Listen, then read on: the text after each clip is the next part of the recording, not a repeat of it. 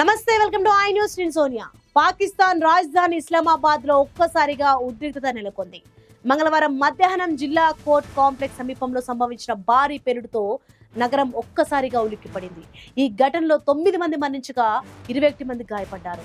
Court ప్రాంగణంలోని parking స్థలంలో జరిగిన ఈ పేలుడు శబ్దం పోలీస్ లైన్స్ ప్రధాన కార్యాలయం వరకు వినిపించింది. అయితే ఈ పేలుడుకు అసలు కారణం ఏంటి?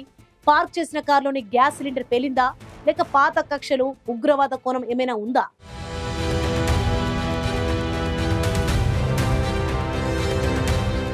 ఇస్లామాబాద్ ను షాక్ చేసిన టెరిబుల్ ఇన్సిడెంట్ ఇది. మంగళవారం మధ్యాహ్నం జిల్లా కోర్టు కాంప్లెక్స్ ఏరియాలో బిగ్ బ్యాంగ్ సౌండ్. ఇక ఈ బ్లాస్ట్ వల్ల 9 మంది వెంటనే చనిపోవడం, 21 మందికి గాయాలయ్యాయి. ప్రైమరీ ఇన్ఫర్మేషన్ ప్రకారం పార్కింగ్ ప్లేస్ లో పార్క్ చేసిన ఒక కారులోని గ్యాస్ సిలిండర్ ఎక్స్ప్లోడ్ అయిందంటున్నారు. But this is a court complex area. Security అంత స్ట్రిక్ట్ గా ఉండే ఏరియాలో జస్ట్ ఏ సిలిండర్ పేలుడు మాత్రమేనా అనే అనుమానం స్ట్రాంగ్ గా ఉంది.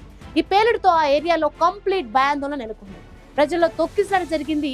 చాలా వెహికల్స్ డ్యామేజ్ అయ్యాయి. వెంటనే rescue teams and security forces spot కు రీచ్ అయ్యాయి.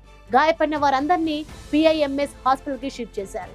ఇప్పుడు అధికారులు ఈ పేలుడుకు కారణం అమర్చిన డివైజా లేక టెక్నికల్ ఫెయిల్యూర్ అనేది తెలుసుకోవడానికి బిగ్ ఛాలెంజ్ గా తీసుకున్నారు.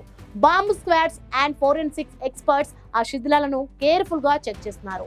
కోర్టు కాంప్లెక్స్ ను టార్గెట్ చేయడం వెనుక ఏదైనా పాత కక్ష ఉందా, లేక ఇట్స్ ఏ టెర్రరిస్ట్ అటాక్? కారణం ఏదైనా ఇస్లామాబాద్ లో సెక్యూరిటీని షాక్ చేసిన ఇన్సిడెంట్ ఇది. దర్యాప్తులో ఏం తేలుతుందో తెలియాలంటే మనం వెయిట్ చేయాల్సిందే.